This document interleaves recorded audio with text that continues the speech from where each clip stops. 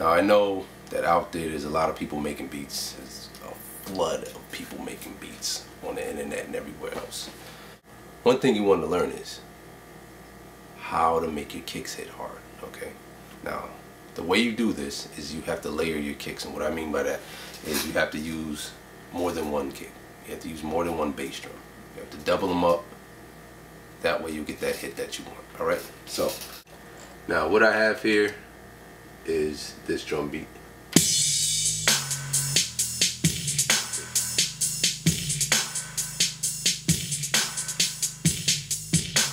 How did I get that kick to hit so hard?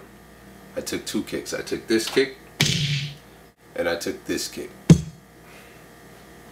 Alright, so those two kicks together gave me that punch that I was looking for when I was trying to get that kick to hit, just, you know what I'm saying? So, I combined this one and this one. Okay, now this one was the first kick that I used. You know what I'm saying? It gave me that feel that I wanted out of the kick, and then I put this one in there to give it more of a punch. You know what I'm saying? It has more of a to it. And then this one just gives it that dirty feel that I wanted. I mean, they both hit pretty good, but together they give it that hit that you really want. Now, one tip when you're doing this, when you're combining, especially when you're combining kicks, is you don't want to just combine them. You're going to have to pan your kick sometimes. And that's what I had to do here. Like, for example, I have this kick right here is panned to the left. And the reason why it's panned to the left, and the reason why you want to pan your kicks, is because when you put two kicks together, they can tend to hit harder than you want them to. Okay? So, because you got both of them coming out of both speakers at the same time, it can cause distortion. Alright? Try to pan one to the left, one to the right. Sometimes what I like to do is not pan them all the way to the left and right, but like pan them almost all the way. That way you still have some of the impact in the middle, and you have most of it to the side. And then, you know what, that'll give more of a surround sound also when you're playing it in different types of systems, in your radios, in your car speakers, all that stuff.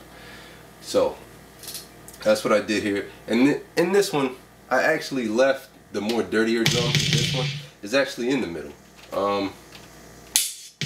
I mean, yeah, that one's left in the middle, and this one is panned to the left. And that actually killed the distortion and got rid of the distortion, but still gave me that kick, that punch that I was looking for. I mean, you don't have to do it every time to get your kicks to hit hard, because sometimes if you want to use an 808 kick, 808s, they just hit hard regardless. It doesn't matter. But certain kicks, you're going to have to give them more punch. You're going to have to do something to give them more punch. So, try that. You know what? You'll make your beats hit harder and sound better. If I didn't tune these drums, they wouldn't sound right together. And I'm going to show you what I mean by tuning your drums. Alright, that's tuning. Slowing it down and speeding it up. That's basically what tuning is. That's all tuning is. Just slowing something down or speeding it up or whatever. That's what it means when you're tuning your sounds.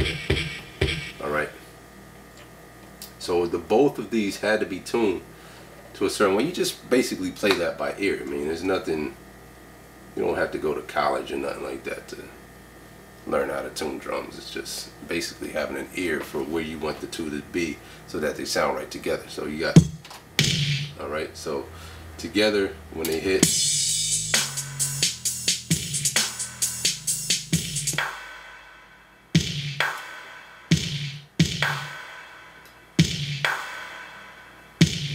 so the two of them together, they sound good, they punch right, they hit right, just how you want them. You know what I mean? So that's exactly what you want to do with your drums right there.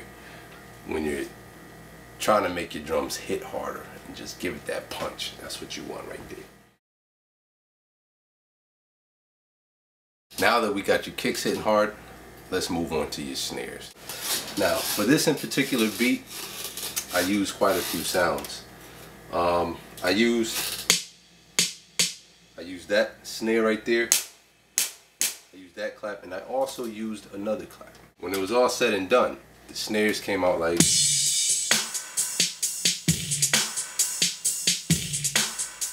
Alright. So I've got this snare, you know what I'm saying, hitting more than anything else. Alright, and then I got that clap coming in, and I got this clap. So those three sounds together made the snare sound that I was looking for. Okay, so I used three sounds on this one just to get the snare sounding exactly how I wanted it. And you know, you can pan them and tune them however you want, pertaining to what you're looking for. That's what you want to do, is you listen to it with your own ears and just see whatever your liking is when it comes to what you're looking for your beat. That's what you're going to do your tuning around and everything like that. So that's basically it on getting your snares hitting right and sounding the way you want them to sound. Is you just want to take those snares and just tweak them and do whatever you want to them. Make sure that they sound right together also. I mean, don't just throw a bunch of kicks and claps together and say, hey, I put a bunch of stuff together, I made a beat with it. You want to make sure they all sound right. Okay, now I want to talk about cymbals. Cymbals are an important part of making beats. You got your hi-hat cymbals, you got your crashes, and you got your rides. Okay, those cymbals are important when it comes to making your beat, giving it more impact, bringing your drum beat out. Okay, now for this track, I used an open hi-hat. Okay, I used a closed hi-hat. Those hi-hats, kind of set the tempo for the beat. And you want to make sure your hi-hats sound right. You want to make sure that, again, that they're tuned right. It's just, to match the track, to match the drums. You need everything to match each other. And tuning is very important. I can't say that enough. So make sure that your hi-hats are tuned so that they match each other and also the rest of the drums that you're using. In this, I used 3 different types of hi-hat tempos basically. I used one that was more of a and then I sped it up to a alright, so I did something like that, and then I used the crash to set the beat off right there, like right at the beginning of the sequence, like alright, and that was this crash here. Alright, I threw that in there just to give it that impact. Alright. But then I threw in like a faster tempo hi-hat, which kind of gave the beat a different feel and kind of like, kind of brought the beat out even more to actually bring the song out more when the song is done to it. So you want to, alright, you hear that faster hi-hat and the feel that it gave to it. Alright, so that's basically what you want to do with your hi-hats. Alright, is just do whatever you feel for that track and just do it with the hi-hats. Just move your hi-hats how you want to move them. Make the people move how you want to move. And sometimes your hi-hats can actually set the mood for the beat sometimes and how people are going to react to it. You know what I'm saying? If you have a slower hi-hat, people are going to tend to bob their head slower. If you have a higher hi-hat, like something like, it'll make people do like that. It'll make people bounce more like that when you have a faster hi-hat. That'll make people do like that, and then when you have the faster one, it's just, so however you want that beat to hit people, that's the tempo that you want to set for it when it comes to your hi-hats. Alright, so that's it for me today. I'm out of here. I'm about to go make a beat. And I want y'all to go make beats. And when you're done making your beats, hit me up. Because I want to hear what you guys are making out there. I want to hear how you guys are doing. I want to hear your progress. I want to hear all that. You know what I'm saying?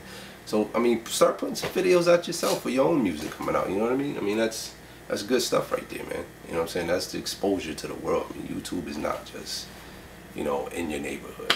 Some people think, I mean, YouTube is worldwide. I mean, I've been getting hit up from all types of different countries. You know what I'm saying? Poland.